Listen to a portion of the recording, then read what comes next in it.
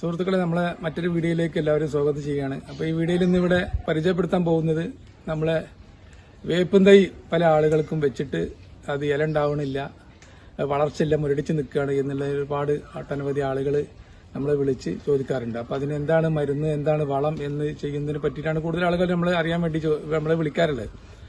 അപ്പോൾ വേപ്പും തൈ നമ്മൾ കൂടുതലും കാട് പിടിച്ച് നല്ലോണം ഇല ഉണ്ടാകാൻ വേണ്ടിയിട്ട് നമുക്ക് ചെയ്യാൻ പറ്റുന്ന ഒറ്റ മാർഗ്ഗമേ ഉള്ളൂ. അതാണ് നമ്മളിവിടെ നിങ്ങളെ കാണിക്കാൻ പോകുന്നത്.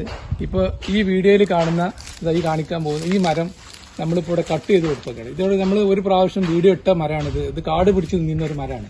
അപ്പോൾ അതിൻ്റെ ഈ വേനൽക്കാലം ആകുന്ന സമയത്ത് ഇതിൻ്റെ ഇലകൾ എന്ത് ചെയ്യും, ഈ മുരടിച്ച് നിൽക്കും, വളർച്ച ഉണ്ടാവില്ല. അപ്പോൾ നമ്മൾ എന്ത് ചെയ്യണം, ഈ ഇല കംപ്ലീറ്റ് ഇതിൻ്റെ എല്ലാ ഇലകളും മൊത്തത്തിലുള്ള ഇലകൾ ഫുള്ളായിട്ട് വെട്ടിക്കൊടുത്തതിന് ശേഷം ഇപ്പോൾ ഒരു 10-25 ദിവസം പോലായി. ഇനിയിപ്പോൾ അത് മുളച്ച് വരല് തുടങ്ങി. ഇതിപ്പോൾ ഏകദേശം പൊടിച്ച് ഏകദേശം ഒരു കുറച്ചായിട്ടേ ഉള്ളൂ.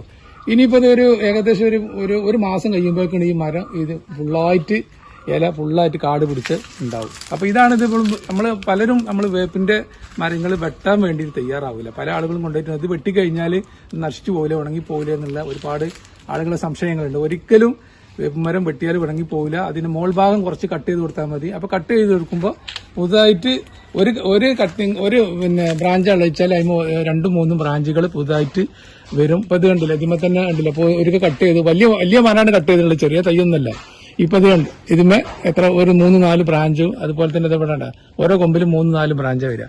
അപ്പൊ നമ്മൾ കാട് പിടിച്ച മാതിരി ഇത് ഉണ്ടാവണമെന്നുണ്ടെങ്കിൽ ഏറ്റവും കൂടുതൽ നമുക്ക് ചെയ്യാൻ പറ്റുന്ന ഒരൊറ്റ വളം ചെയ്യുന്നതിൽ ഉപരി നമുക്ക് ചെയ്യാൻ പറ്റുന്നത് ഇത് കട്ട് ചെയ്ത് കൊടുക്കാതാണ്. കട്ട് ചെയ്ത് കൊടുത്താൽ കൂടുതൽ ഇതിമേ ഇല ഉണ്ടാവും. അതുപോലെ തന്നെ ഇത് കട്ട് ചെയ്ത് ഒരാഴ്ചയോളം നമ്മൾ ചെറുതായിട്ട് നല്ല നനച്ചു കൊടുക്കണം. നനച്ചു കൊടുത്ത് വേനൽക്കാലം ആയതുകൊണ്ട് തന്നെ, അല്ലാന്നുണ്ടെങ്കിൽ വർഷക്കാലത്താണ് നമ്മൾ നനച്ചു കൊടുക്കുന്നത്. ഞാൻ വേപ്പും തൈകളൊക്കെ ഏത് സമയത്തും കട്ട് ചെയ്ത് കൊടുക്കുക. അപ്പോൾ കട്ട് ചെയ്യുമ്പോഴാണ് നമ്മളെ വേപ്പും മരം കൂടുതൽ വലുതാകുക.